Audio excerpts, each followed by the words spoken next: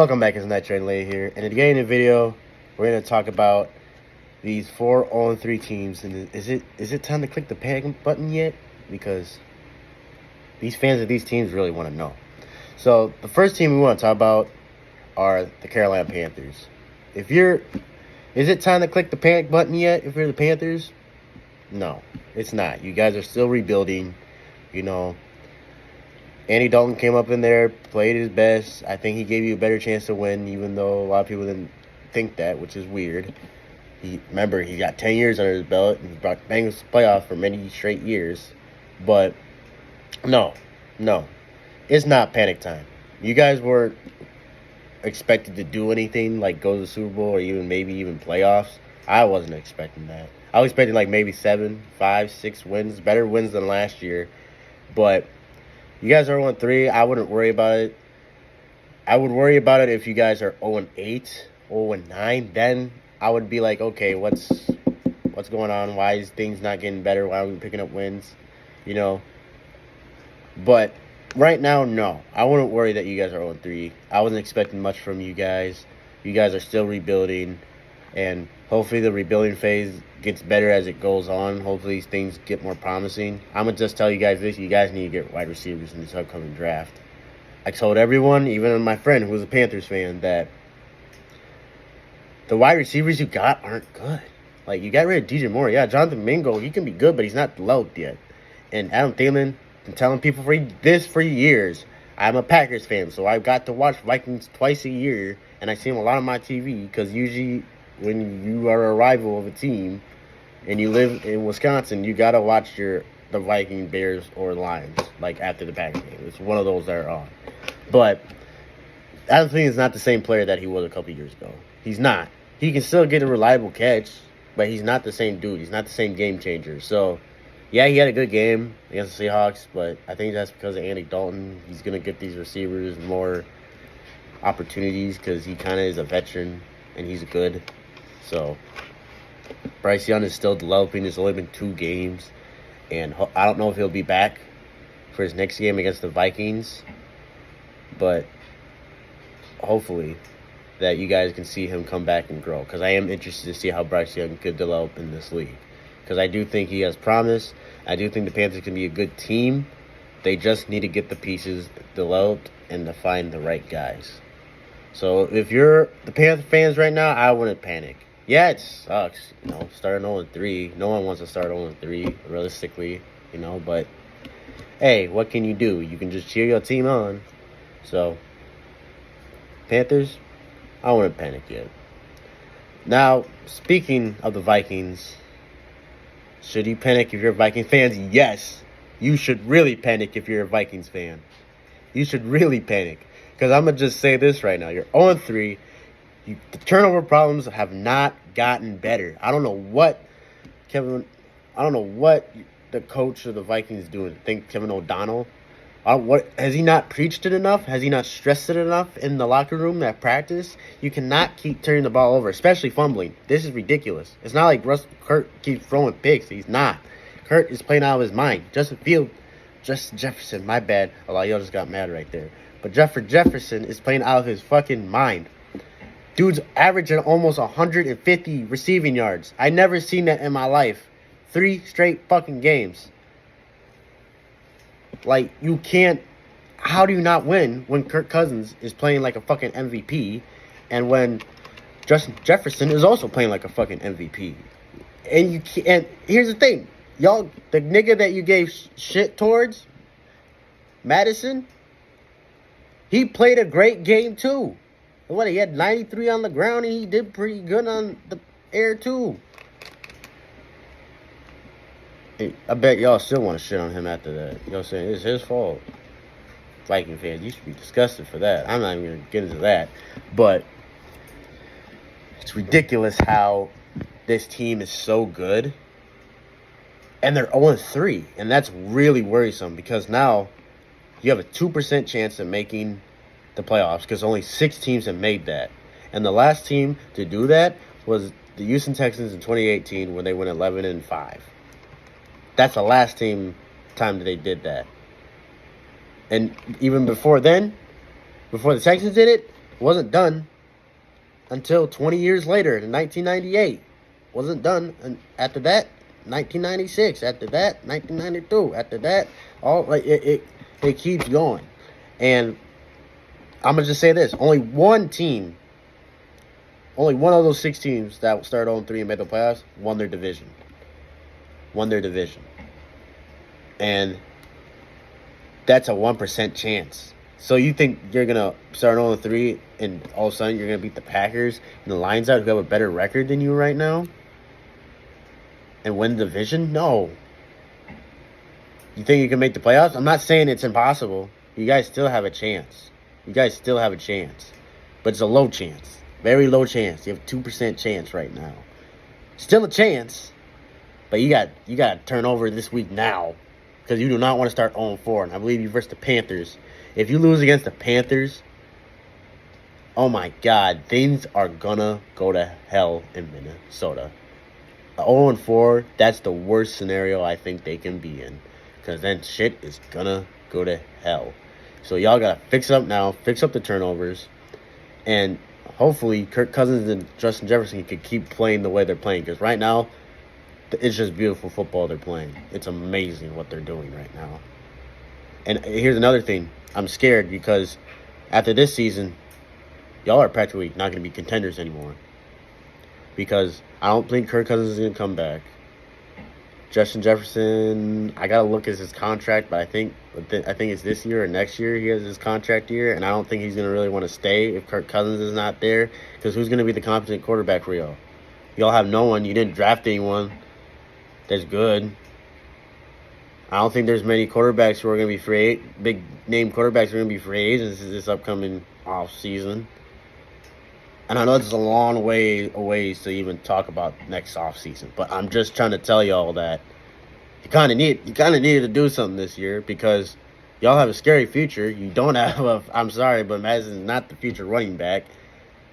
The defense is sus. Like, you guys have Danielle Hunter and Harrison Smith. That's about it. Everyone else kind of sucks. And this isn't looking good. The O-line's sus, too. Christian Darrisaw is good, but who else after that? Like, this team is just going to be Jordan Addison and Justin Jefferson. Like, this team has a scary future, and I don't know if you guys, to be honest, if it's not managed well, I can see you guys being one of the worst teams in the league within this decade. It might be that time, Vikings. I'm not going to lie to you. It might be that time that you might have to beat the Chicago Bears for a bit. Not saying you're going to be the same poverty franchise for many decades. I'm just saying you're going to be bad after this season. Like, you might actually be bad. So just be prepared for that. So if you're a Vikings fan right now, press the fuck out of that button because y'all are definitely panicking. Next up, we got the Bears. The Bears. I'm not gonna lie to you. After this week matchup against the Broncos, this is when I would press the panic button. You're like, to you guys, you're right here. I know a lot of you be like, what do you mean? What do you mean, Knight? Like, just press the button already. We're already panicking. Justin Fields doesn't look like he's developed at all. The coaching staff is completely frauds. They suck ass.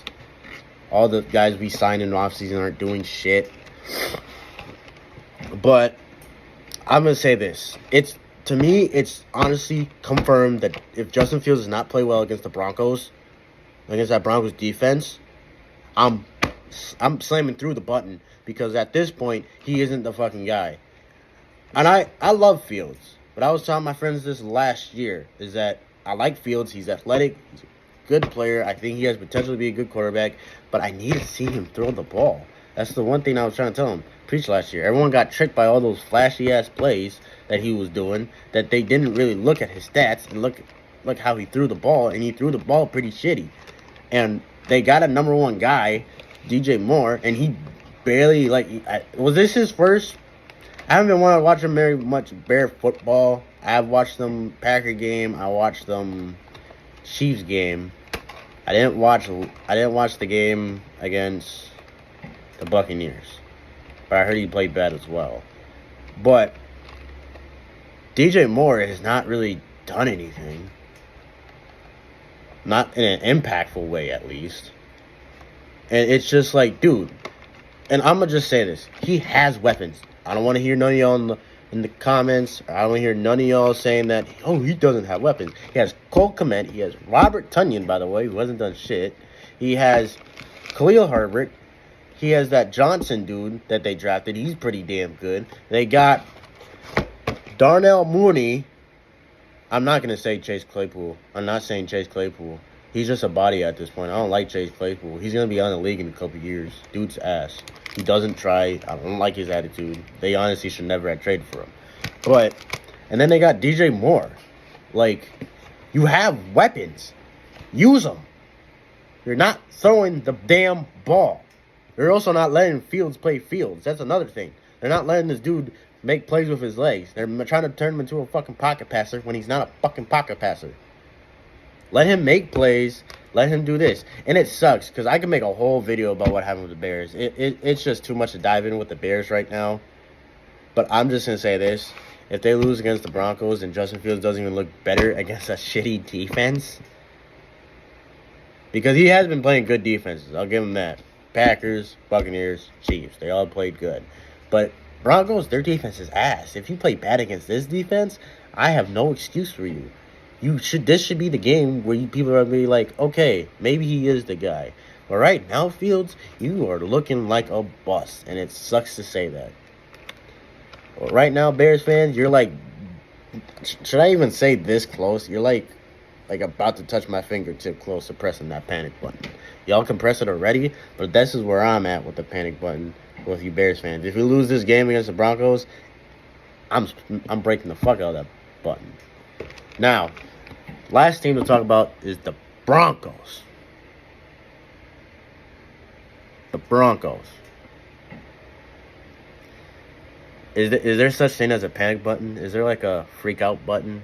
Because even if they do beat the Bears, I don't believe this team's going to go anywhere. I'm pressing panic mode now with the Broncos because I don't think they're making the playoffs. I don't like Sean Payton. Sean Payton is just, fuck him. I don't like that he trashed Nathaniel Hackett. You're not supposed to do that as a coach because at the end of the day, we're all in the same league. We're all trying to do our best to make teams better, and sometimes people are better at doing certain positions than others, you know?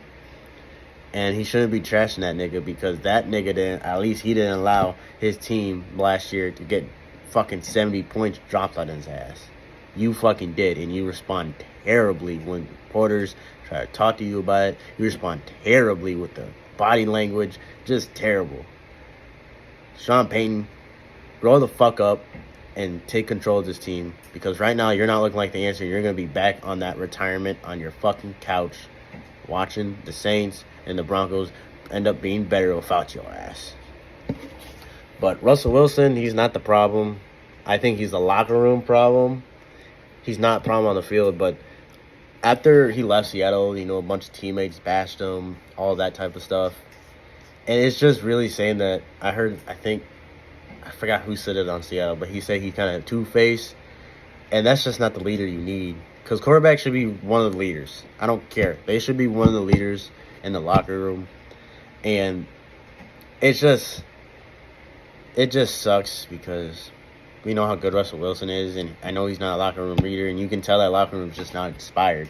I can make a whole video about the Broncos and where they're going from here, but I'll do that at a different time. But Bronco fans, God, I feel bad for you. I haven't done shit since you won the Super Bowl, and it just keeps getting worse and worse. But at least you hit the roller coaster, though, right? Hit the roller coaster, though, right? Can't get worse than this. Can't get worse than this. Or can it? I don't know. I guess we'll find out. But that's all the teams that I like to discuss about today, and hopefully I'll have another video out about all these other teams who are struggling and teams who shocked me. So hope that y'all have a great rest of your day, And Nightly out.